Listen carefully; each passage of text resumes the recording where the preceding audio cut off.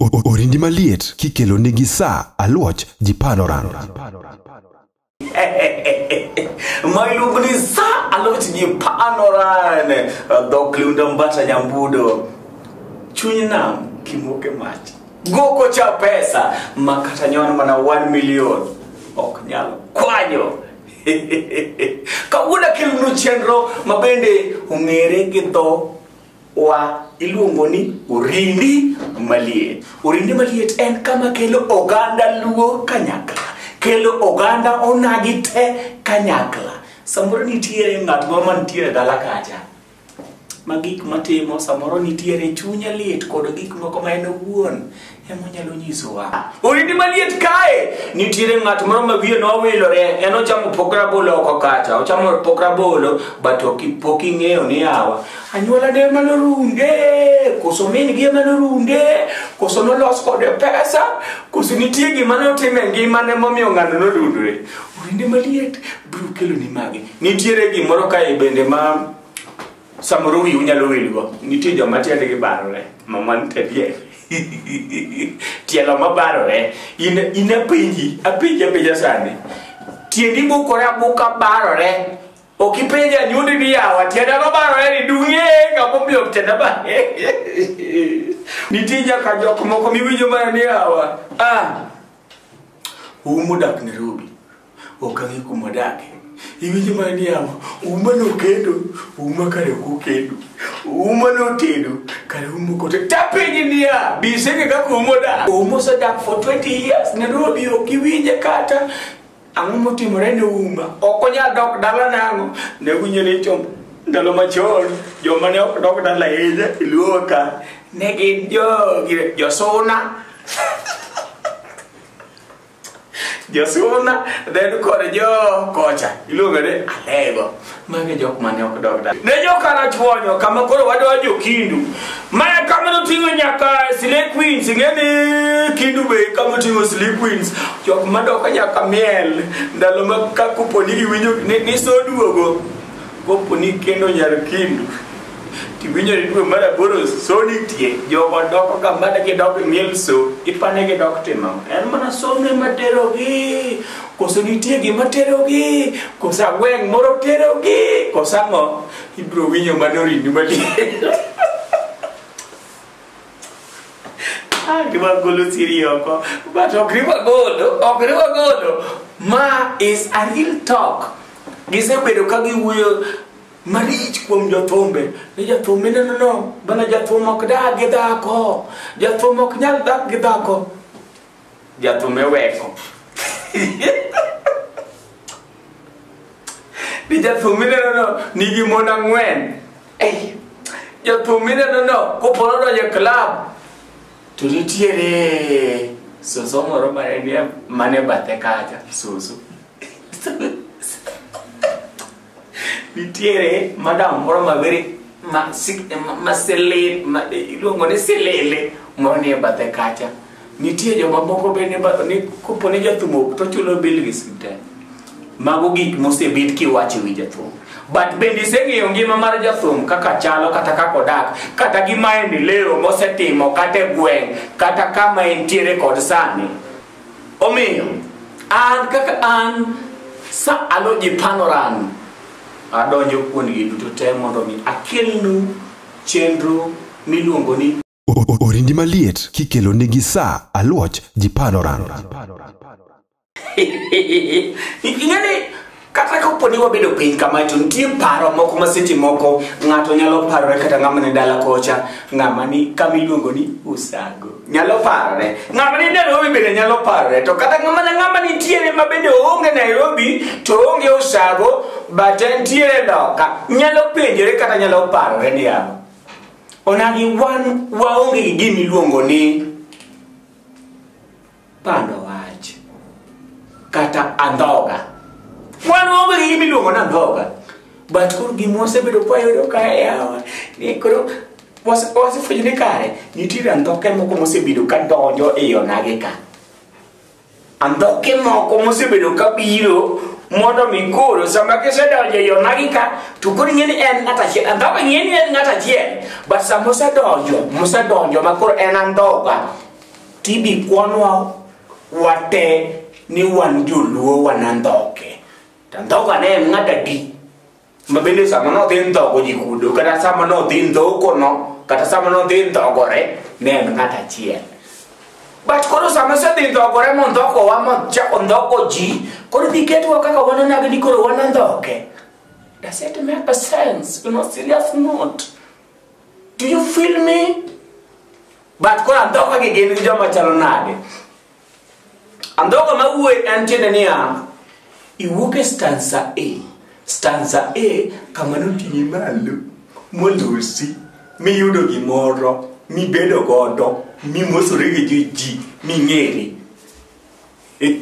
Then iwuke stanza A no idhi stanza B. Stanza B koro kumidhi yani magi koro andoke mag stanza A. Koro samise di stanza B matini koro isedhi chako mosore gi jogi mise nyiso gi mago ise kwalisi niyaga nono jo stanza A gi. Ay, yo be, yo kitimo kama, yo kitimo gini, yo akurako watch, socks, yo akurako watch anona. What do you mean? Like seriously? And then again you come to us.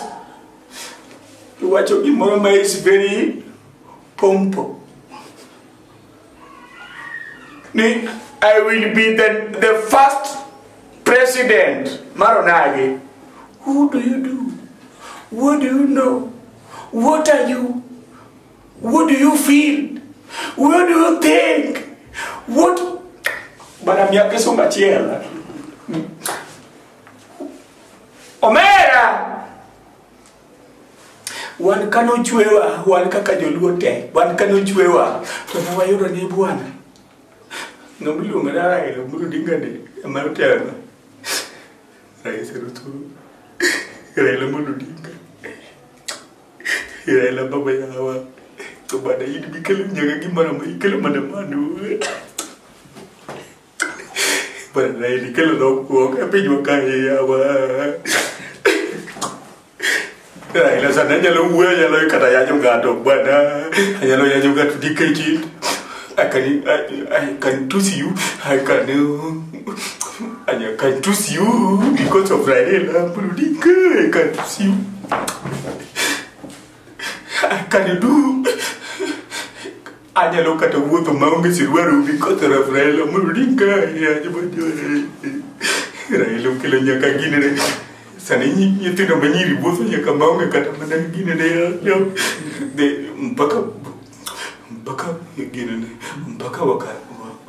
wakatoa kamisi because of Raila Muludinga kamisi onge kamisi tinde onge niketero Muludinga and then you talk bullshit you came here and you say nothing bana bingi kimara hilo sekonyo kuda Kenya bwana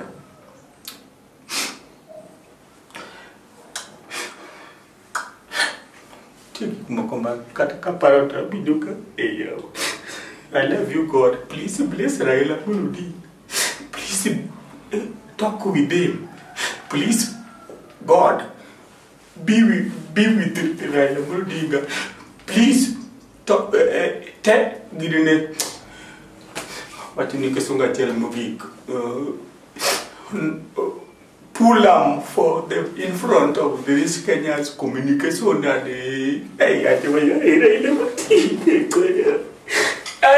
then not who can the dog Baba Dualemo. Componini teja lumura manyalo chako, goyo manyalo chako beda doga. Kumine no intieno. Nitejo kumsebede. Kumine no intieno. He be going very soon. And I'm prophesying, I'm a prophet, Sasa. I'm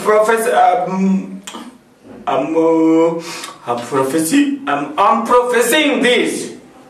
You will not be there. You know, you can't. But at the end of the road, hey, Bana. Onagi, ne wawuok kanye bung'eyo nonro kata kuma ne wawuok. Siasa ok anyalo weyo, siasa to ok aweyo, but gi kawuono adwani mondo mi uwinje the side mar jothumbewa bende, uwinje gima gigo through kata gima gipitia kata gima gineno seche ma gitimo thum mineno koro mielo ma seche moko morgone. Adwani mondo mi akelnu Kena Jakabondo owachnwa gimong'eyo kuom onagi, owachnwa gimong'eyo bende kuom jaluo, owachnwa bende gimong'eyo kuom politics, nikech mato bende koro mato gimoriwo wa iba wagore gi kidi to ang'o matimore tikwalo wa piny melu magi bende nyaka koro wesani. Kok kamano ne nyikwara mogajiwang' hakelnu Kena Jakabondo. Bas ma iluongo ni Opuklo Nyokoti Kena Jakabondo Kumala. Kenale le padre. Baba mia kapela mora chielto, mia kapela mora chielto. Ediero tieno nindo la. Ne kakibonyo na nyamwalo. Asena ngonyiri mang'eny osipa to maket kodi onge. Kopa. Iluongo ni Kopa what? Kulata. Kopa Kulata. Baba Kopa Kulata dia. Pok winje rumo luongo ni Kopa Kulata. What is the meaning of Kopa Kulata? Kulata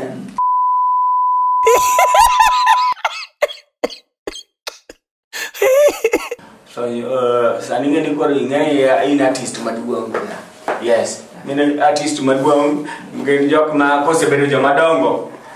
Ubudo koro iket kama, iketo kodo ok chien. Koro in ng'ama duong' nikech ubudo sani iketo kodo ok chien. Ora ni nyisa jopiny ni in ng'ama chalo nade kata in ng'awa. Yes. An nyikwara mogilonga ni Kena Jakabondo. Yeah. Komala, Kulata, Katisa, Opuklo Nyokoti Weatherberg, Magoda Ngasi Chuma, Jakabondo Komala. Kidonjo Misambi kanyo. Misambi ni kanye? Misambi kiwuok Sondu, ichopo Chabera, ichalo Kodada, Nyapalo, kaso Misambi. Koro kichopo Misambi kanyo wacho ni idhi korgi Kena Kulata. Mano kwa macha en area mar Kuyugi ka. Kichopo Kuyugi. Just a stage before Kadongo. Yeah, from Nyapalo. Tika weno Noria. Yeah. Kikalo kanyo chopo Misambi. Magi nyinge ba ji ong'eyo. Nyinga ng'eny. Okanyal tieko ge lakini because of time. But okapar ngimana ni mane gine. Bana okapar kamane nying mane minu chaki Kolata Kopa Opuklo Nyokoti bana ID kata ka ng'ato oro nyinga mar ID no ni Kenneth Otieno. Yeah. Otieno en Barbara. Oh yeah. Kenneth Otieno. An gi nyingi adek. Kenneth Otieno mumi manokwaro. Mumi kwaro maluongo ni Katisa. Yeah. Manokwaro. Katisa. Yes. Kabisa. Yeah. Kawuono biro ka mondo mi at least wagoye mbaka wanyiso nagi gima samoro jothumbe pach mar ing'eni paro mar ng'ato pogore gi indiko ne pach jandiko pogore gi jasomo, pach jandiko pogore gi jasomo. Samoro ng'ato nyalo neni kaka neni ni kata ng'ato nyalo winji kaka winji no but ok ong'eyo gima Kena Jakabondo ama Kopa timo e life mare. Ina ngome timo e life mare. Gima nyako kawacho ne jathum isomo muma miya ma Christian ano okela engima mar jok malemo. Yeah. To nti jok mino ni 12 disciples. Yeah. Mane Yesu owuono yiero.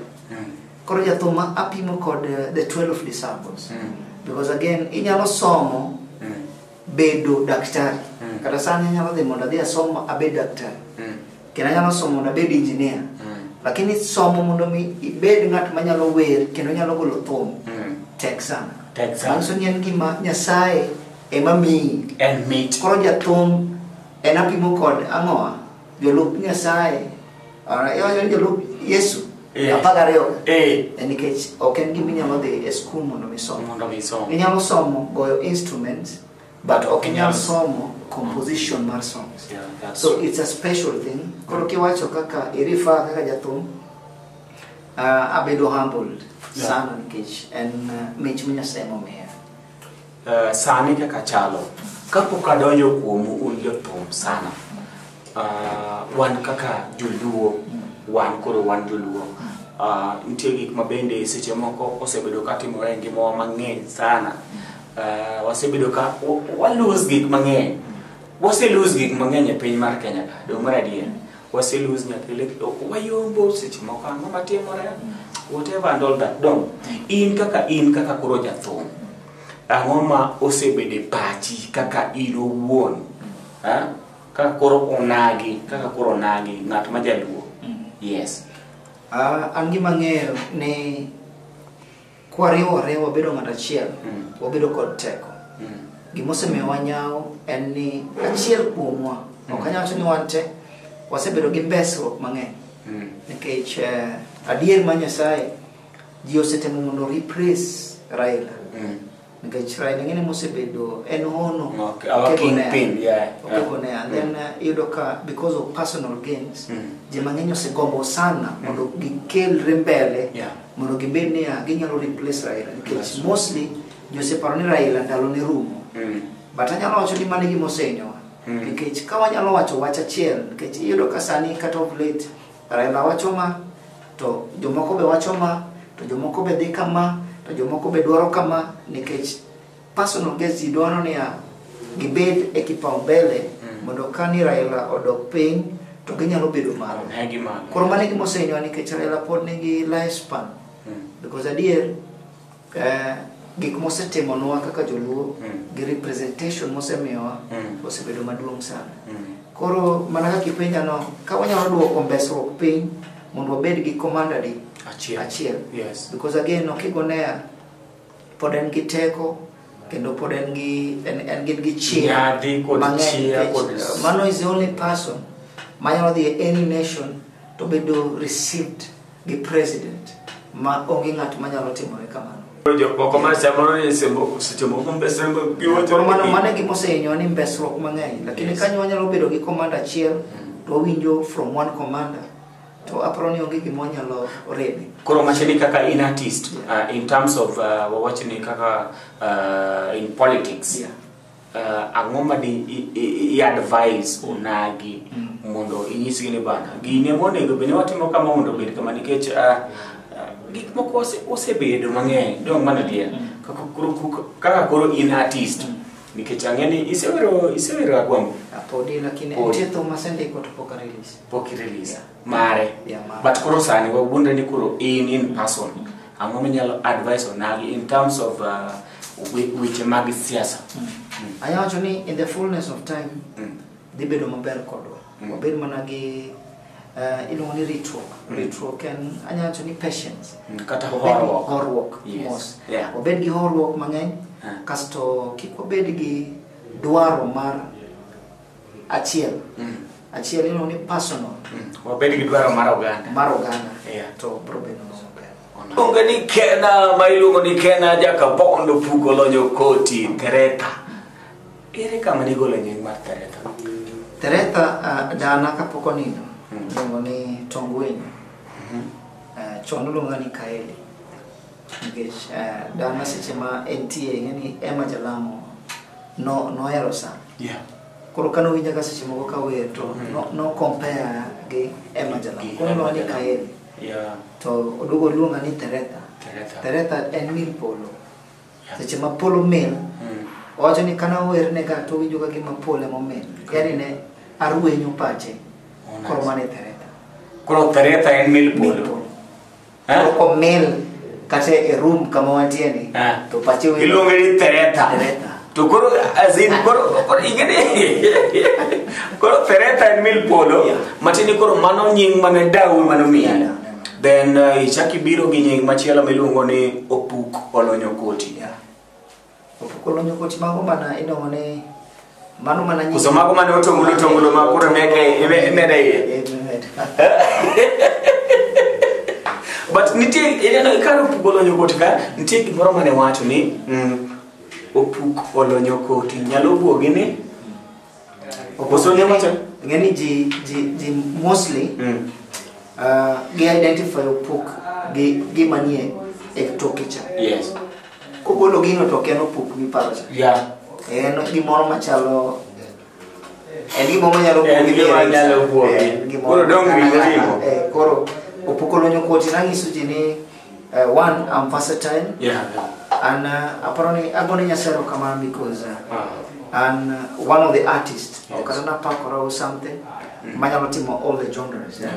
When I began music, I now I jazz, I am timo reggae, I am timo rumba, I am timo piano, like I am timo gigote. Koro ngene kibiro gi package nite, tinyalo bogo ngat mapara ni mai joangla. Koro mane opukolo nyokoti kalonyo machako wero ni gigote kae. Koro abulu merenge. Kore buoga. Okay, ntie gime wacho kanyo. Ni timo piano, mara reggae. Timo piano, mara reggae. Mara kimachelo chiluongo nango. There's rumba. Rumba. Sani tumigo iluongo nango. Sani atimo anyalo luonge ni ongla rumba. Ongla rumba. Yes. But tumbe mane sebedo kirekod chon ucho ndalo manene ka kamiwacho ni timo piano ni timo ngogo ntie to mane wi minyalo kata keta kapel kata kopo ni en mar ngato minyalo wero ntie gospel managolo mar reggae longo ni an gi gospel mang'eny mag reggae mora minyalo tim ntie mo ni I'm free. Free at last. Yeah, mano na wero ni kuom gik moko duto rem Nyasaye manyalo kiti mondo ibed ang'o ibed ma ogodore. To iluongo ni I'm free. I'm free. Yes. Madeni kare yelo wero nyaka Kisungu. Mane upukolo nyokoti. Do koro kaji ma koro rwako koro upukolo nyokoti. Yes. Okay, in your music yani ichako kanye to ere kaka ni yudori mondo mi bed artist. Ere kama ni ang'o mano motivate kata en ang'o mano mi iparo ni bwana anto koro chona munda chaka wero to ntie gimoro ma ji okia nitie song moro mar Rihanna leoni Umbrella. Adier ma Nyasaye, this is a true story. Kapod an primary school I had that melody. Nan gi melody mar Umbrella no kapok awinje kendo en gima nanyalo wero chorus ne chieng' moro kawinjo gine radio to acho ni naleko gini koso koro kane awinjo thumno kano hit to acho ni kara nyalo wer nikech gino anaparo ni Rihanna nokwale kuoma Umbrella mar Rihanna. Koro achako thum chon sana kapod an primary school. Through high school notimo ni talent shows. Mago notimo. Then kama koro chako thum officially and managolo Odiero. And awero go mama na.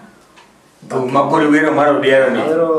Odiero mama na then ngeno Odiero we mapinyo muoch bwana makodo pinyo ni hawa. Who is this person? Ngene ko mane ku pinyo ke so. Who is this person? Odiero ne mama na. Mo me ni wero Odiero. Na kuchogo no owewa chon kapod watino when I was still in class 5. So living without a mom, omio wa late son actually. Koro ni ndalo mageny.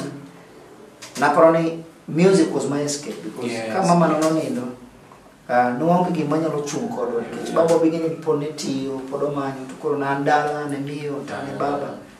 Koro gima ne nyalo miyo mijingo ne mana thum. Koro mana duga winjo ka awero thum mar Odiero. Koro kana awero thum mar Odiero then nen thum no go e radio jimaere mane kaka ne koro anyalo wacho na chako composition mari mar nani Gololi. Uguyo kuom jera mari mane seche moko ne wero sana neno chako wei kano wei to kore temo nyise ni hawa ayudo ng'ama chielo ma Gololi na neno koro ere kaka ni i compose thum ni koso nena na wach to kata ni compose thum ni ng'ato cause is it a true story? Kanya wacha dear, being an artist, actually msanii ni kioo cha jamii. Then wawero wa gik ma ji nyalo relate. So not every single thing we sing about is a true life story. So mana ne inspiration to manayudo because again, you know, I think you're gonna love. Man is the greatest commandment. That's true. Koro aneno ka jimangeny struggle sana kata keny ma wantiego kawuono.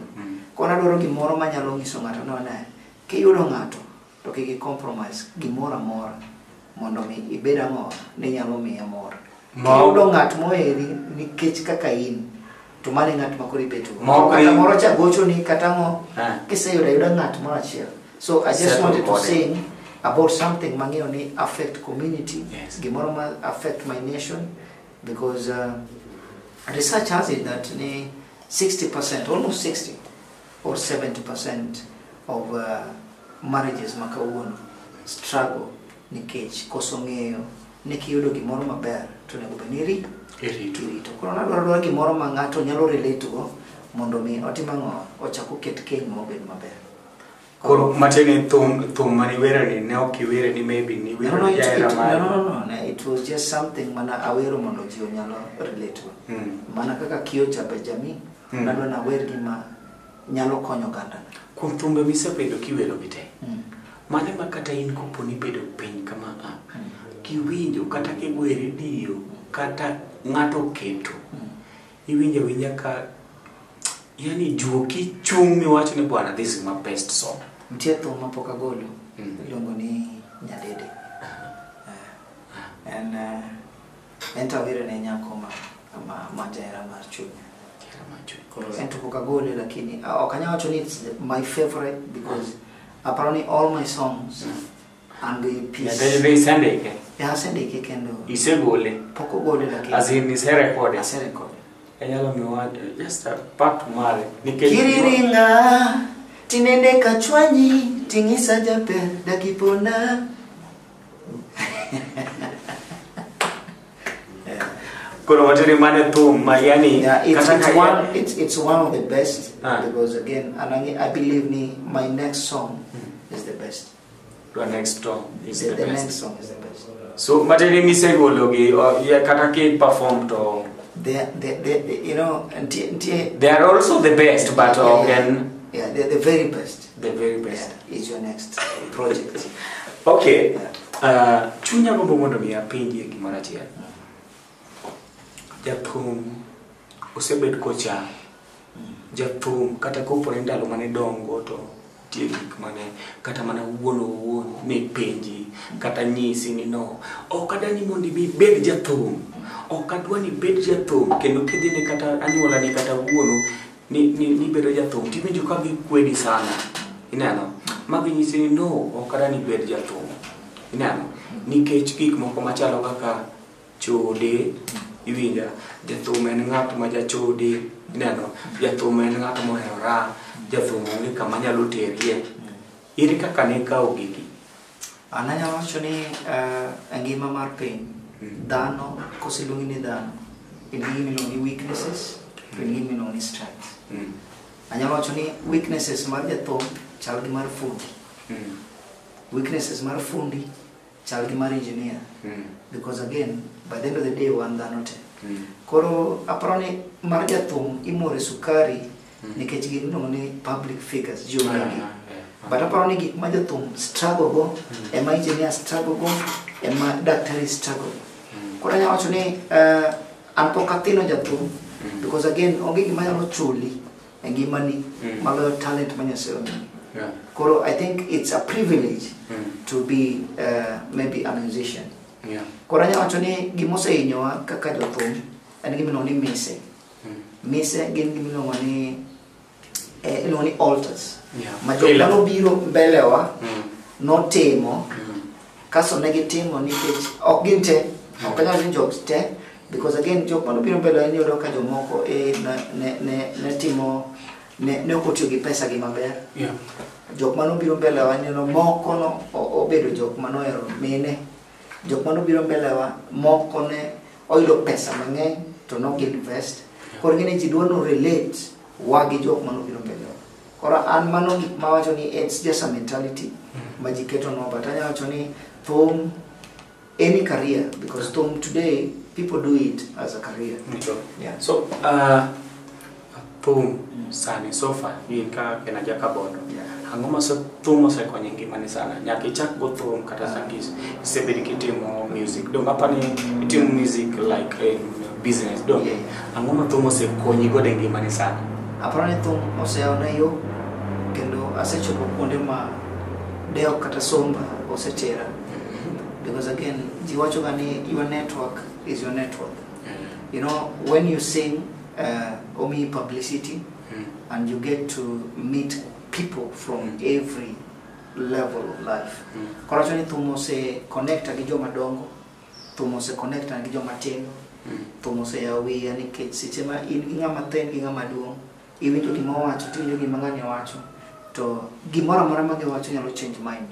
Koracho ni thum osetera kuonde mang'eny ma pok nang'eyo nyalo chopo. Thum migoni? Yeah. Ikete level mane? En thum monego bed ni winjo gi joma dongo, koso winjo gi joma tindo, koso winjo gi ji te, koso winjo gi joma middle. An kana chako thum nawacho ni natimo thum mondo bring a difference to my society. And pok abago ani adwana wuogi nyathi, adwana wuogi ngama duong. Because message na onge chieng' mabiro nyiso ng'ato ni odhi okaw chi ng'ato, onge chieng' mabiro nyiso ng'ato ni odhi oneg ng'ato. Thumbega te gin mana gik manyalo konyo oganda mondo odhi mbele. Koro an thumbega a direct ga ne ji te. Yes. Okay, nyaka ne chak thum. Nyaka sani. Ere kaka jonyuol gi osekawi. Kata giketi e ratil machalo nade. Giketi kani. Ngene thum bwana okele gima yot. Thum gima yot ingeti samoro nyalo chaka thum kama mi chaka mi wero ni adhiambo inono ndalo mani wero adhiambo akiana ngo ntie thum moro mani wero ni adhiambo ni wero nango nyowila adhiambo nyowila mama adhiambo sije donge ere kaka jonyuol gi no kawi makoro keti kanyo wacho ni nyathi to ere ko wero adhiambo but koro adhiambo mo wero ni nyathi ne lal.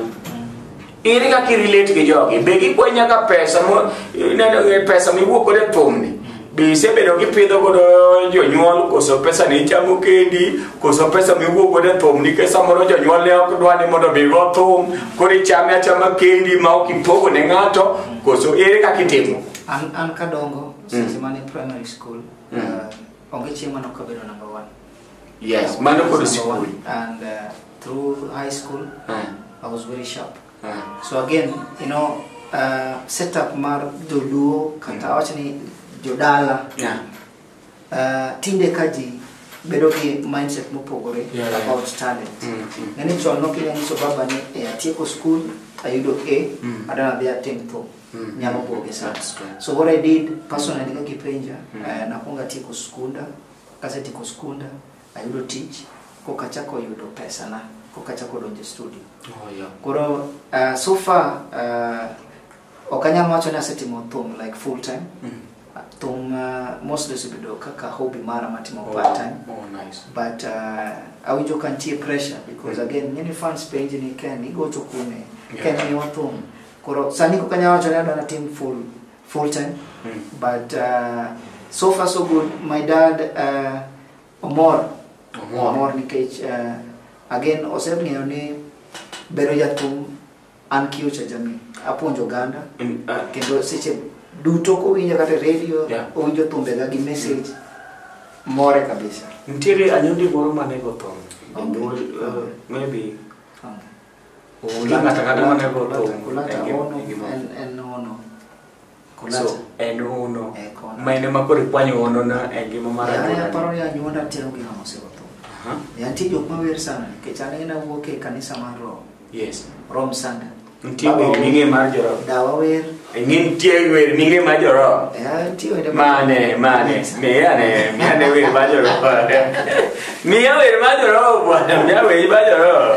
Minge wer moro minge. Ntie wer mang'eny. Miya chiel.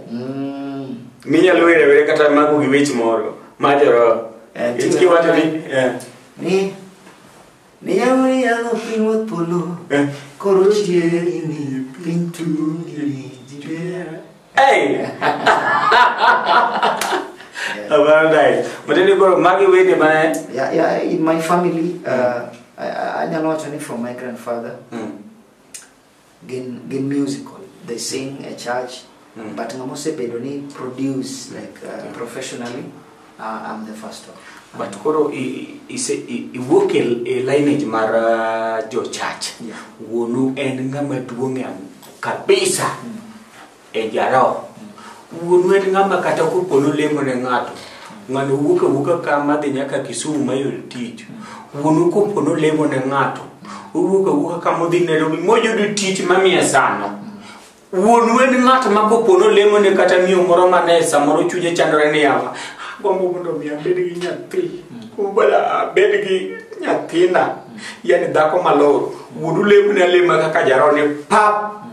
Iwije mane Roscoe Mary Iodom Ina penje dia Angom mi boke golo thum mora mar Kristos Gima da wacho you know asebiro kawiro love and in the Bible love is the greatest commandment. Let me tell you kadwa na jiwe kanyo ntigi minoni the parable mar vineyard. Muma wacho ni nitie jok manodonjo gokinyi, to jok manodonjo gokinyi gi moko nodonjo saa 4, moko nodonjo saa 5, moko nodonjo saa 10. To ng'at moro mofuwo nopenjo ni ang'o momiyo jok manodonjo saa 4 ichulowa go morom gi jok manodonjo saa 2. To Nyasaye nonyise niya in aluongi mondo iti, because a vineyard ma Nyasaye wang'e ni nitie pastors mayalo injili. Ntiere jok ma konya yani ntiere ni body of Christ. Ntiere jok ma wan doya hera. Yes. Because again inyalo bedo padri ma wuoyo gi dhok mopogore lakini ka odi ok ber to kata purpose ni ok en complete. Koro anyalo wacho ni in as much as ntiere jok ma go gospel, wambe jok ma goyo secular but love secular, yudo ka wan gi part wa play part maduong sana kata e body mar Nyasaye. Because anyalo wacho ni e bedroom mari kaka pastor ok nyadhi gi wene Nyasaye ne dwa loso waya ra gi chiegi. E wach mar thum ka ji kata joluo kata joma ng'eny okawo ni ng'ama jathum to nyaka koro bede kata gimana mine moko adek kama kata 4 kama Ini ngadi kaka in kara ko ina jaka bondo kama mini adima ilgo minyalo wacho na jopiny. Anyacho ni mano en mana mentality. Because na wacho ni by then na wacho ni ya tumo ko pogore gi engineer, because engineer be nige mene. Daktari be nige mene. Nyaka jodolo nige mene. Ko anyacho ni marwa biro mupogore but not everyone. Ko anyacho ni by the end of the day and teach matek mari emanyo bro determine, and again gin gik no choices in life. Yeah, that's true. I choose niya idagi mani machalo nani. Yeah. De jok mabro dagi mene, then ting at mabro nyombo kendo bro dwaro mondo timango or take care of the family. Nice. Kani chako thum. Yeah. Ntiere samoro ng'at mane inspire mane gombo ni bana an ng'ani kupona nyalo bedo kodi machiegni kata nyalo bedo machal kode ta nyalo dhi somewhere. Ng'ata inano misebedo go chunye en ng'awa. To be candid, to be honest, anine ka chako thum no ka ngena bro wero wende dholuo. Okachayo joluo naero thumbe joluo sana because ngato ko catch bigi mano ngama naero thumbe sana. But apro ni ngato mana ang'iyo sana because the genre mana dwaro no keno akra. Koro nenti international artist moro doni Asha no wer na mamit sana. Naero ko wer kendo no miyo olomba sana mondo atima adonje tu. Asha ni be en ja Kenya die. Ok en ja Kenya. Wuok e piny. No wuok loka. Wuok loka. Yeah. Koro But joluo koro wache koro luo lan ka. Ng'at mama kata chunyi samoro nyalo gombo ne yawa. Bwana ng'ani kopone nyalo kata timo godo kata mana kolabo. Tumba nyalo medo enea. Tumba nyalo medo winjore. Ose timo record. Anpoka gombo ni. Kata ng'at miero composition mari luo. Anya wacho ni in Luland, you know, in life, nitie chieng' moro ma Nyasaye miyi thum moro mamit. Yes, Thumbe te onge ng'ama onge thum mamit. Kata thumbege moko iwinjo kok druchi, ba nitie thumbe adi moro ma biro donjoni. Koro ok anyal wacho ni specifically nitie ng'at moro ma thumbe mora, because anyalo wacho ni ji te kapod iwer, kapod in ng'at manigi gombo mar wer, Nyasaye biro miyi thum moro achiel kata ariyo kata adek kata apar ma biro bedo mamit. Koro ok anyal wacho, ok anyal pick ng'at achiel, but anyalo wacho ni jothumbe otiyo matek. Jothumbe otiyo matek, and I just want to encourage them mondo giendelea tu hivyo hivyo. Nitie ng'ama chunyi gombo mondo mi timgo collab ma samoro maybe okia kata okia ni gombo ni tim kode collab. Collab an pok agombo mondo atim gi ng'ato, but ka ng'ato biro na ng'at ma wanyalo vibe go marom. Kata in midhine? Madhine to Ijia mini kino ugon kena jaka bondo kolata kolonyo goti anago mara kena marach but engimana anawacho gani ngini kapok itiyo matek to kibilombo ng'ato. Yeah, that's true. Yeah, koro kapok itiyo matek emibiro dhir ng'ato ni kiyie to tim collab, but kisetiyo moromo to ji biro biro iri mondo tim ang'o. But anawacho ni am open up ni ng'at monyalo vibe go, ng'at ma nigi energy machal gi mara, anyalo timo gi collab gi ng'ato. Ntiere thum ma maybe samoro igombo mondo mi kaka ninyisa chien kacha chalin gi thum moro manyien donge thum migolo manyien ni iluonge ni ntie thum on the drop 30th of this month indikele 30th mano moro gima fans onego bedo garito mano ni min order en moto en min odi koro mani wero goja odi kosiwero gonga girlfriend kosiwero ne ng'ama. It's a true story. I have ange madam moro engimana. Yes. Nyathi ma ngeni engimani biro yudo nyako maber. Yeah. Biro yudo nyako maber sana. Yeah. Kendo an kano biro engimana aparo ni oseelevate in so many ways, because again kitambo ngeni wanyalo wero ni wawero era to we believe in love. Yeah. But tingat mabro challenge mi parani karera mat ardier. Because it's a true story mar minot mar obro drop on 30 and bang and tunga mate. So it's a dedication to everyone. It's an open song. Dite kise nyombu. In fact ko kidedicate ne minodi thumno to inchio ngomo. Nyalo miwa mana kapela mama tin part mara tin to mar ilungo osiepoda boso menoda no osiepoda mi kapela to bati yani gimoro matin kama ato mo winjo gi ochoni ine morna baba komi gombo ma peso ingongeo siepa ine morna moingo pe iketo bero na mamit ken bero na mamit iketo bero na mamit honey. Hey! Yes. Kena ka bodo opukulo nyokote nene mondo binyis jogi gimoro achiel ma nitie jok ma wuche ka kolo sani to bat koro nitie jok ma gombo mondo mi at least obed kaka ina dani mondo mi tiek kinyiso gi wach achiel kamera makani nitie kinyiso gi wach achiel jok ma upcoming artist ma bende samoro gombo mondo mi obed kaka in to pogi tundo kama itieno nyisgi gimoro achiel then watiek. Kenacha Kabondo en ng'amo ero thum, and ang'eyo ni nitie jok moko te magombo mondo obed jathum, and pod adongo kendo pod akasora sana pok agik, but gima nyalo wacho ni consistency obit gimiluongo ni availability. Inyalo bedo ni nitie but ok ng'at matimo pile, but kinyalo bedo ni timo pile onge gima nyalo loyi. Mar ariyo anyalo kwayo mondo mi usubscribe YouTube channel mar Kenaja Kabondo Kolata mondo mano be support maduong' manyalo kwayo kuom fans ga, because again thumbe yo katim mondo mi anime winj gi Kenya.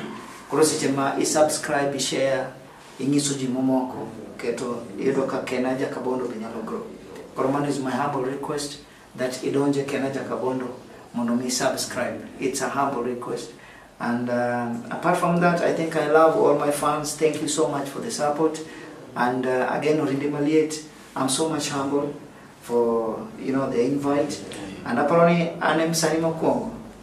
mabiro kae kabisa. Koro agwedho Orindi Maliet kendo Orindi Maliet ni Grammy Award chieng' madhi kao Grammy Award mara mar Kenya Jakabondo Kulata. Orindi Maliet will be there. Thank you so much. Nenyi kwara mogajon kabro montie mane en chenro mar Orindi Maliet mane kelo record sa alo jipano rando klundo mbata nyambudo kana wan kod wendo mabende ongere kod nying mare Kulata Kenya Jakabondo Kopa. Ko kamano tuanere kendo odiochieng' machielo. Nyasaye med gwedho.